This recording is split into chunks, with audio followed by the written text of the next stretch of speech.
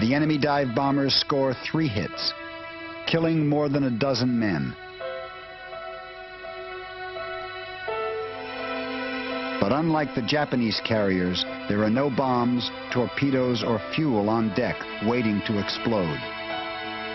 For all the smoke and fire, Yorktown is still afloat.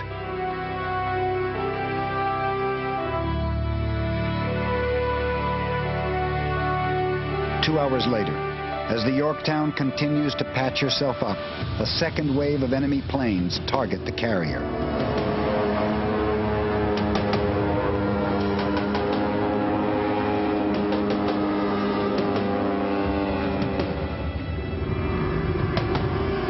Yorktown's fighter pilots scramble, eager to engage the enemy.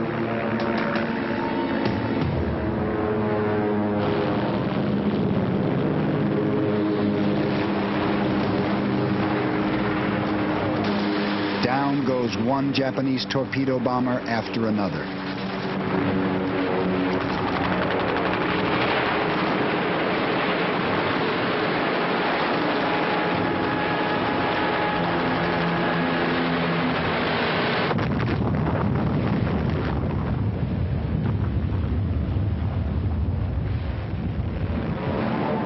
But still, the enemy comes.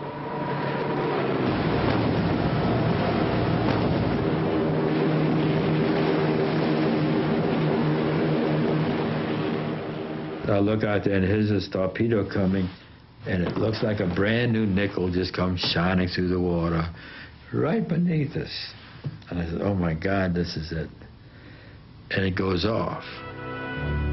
One American carrier is down. The Japanese carrier Hiryu must be stopped fast.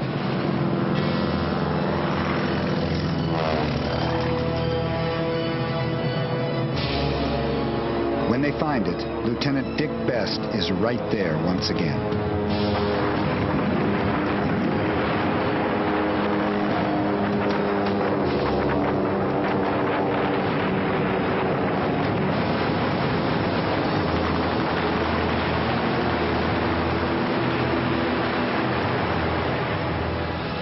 And I did look back when I was far enough out to the west to turn, and she was aflame and burning just the way the ones in the morning had been.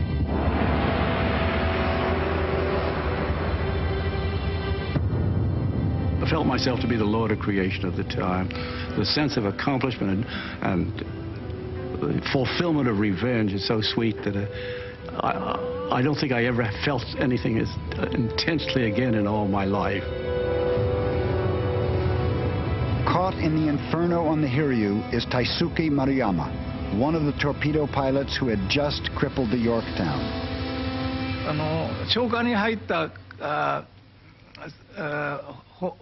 The maintenance crews and emergency crews who had tried to extinguish the fire were injured by the explosion, and many lost their legs and hands.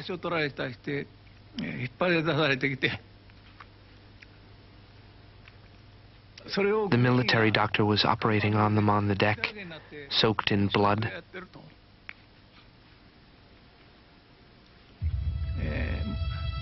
The troops were burnt black, dead bodies strewn across the deck.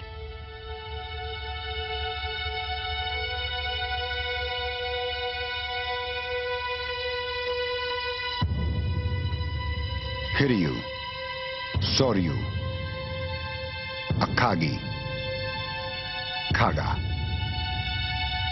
By the end of the day, all 4 Japanese carriers had been destroyed.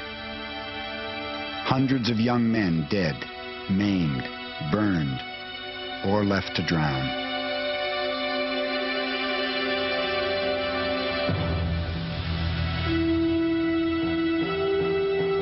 24 hours later, the injured Yorktown is still afloat and headed home, escorted by the destroyer Hammond. What nobody sees is the enemy submarine below the surface, with 2 sitting ducks in her sights.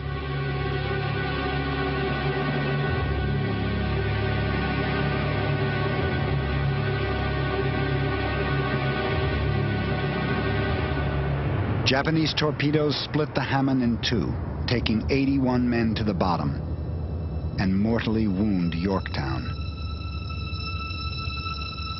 For nearly a day, the carrier lingers on the surface, refusing to die.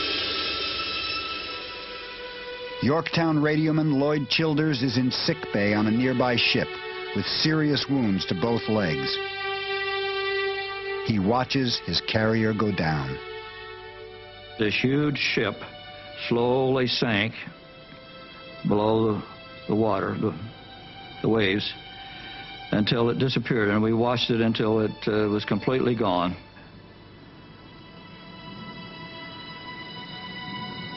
It's very brutal business.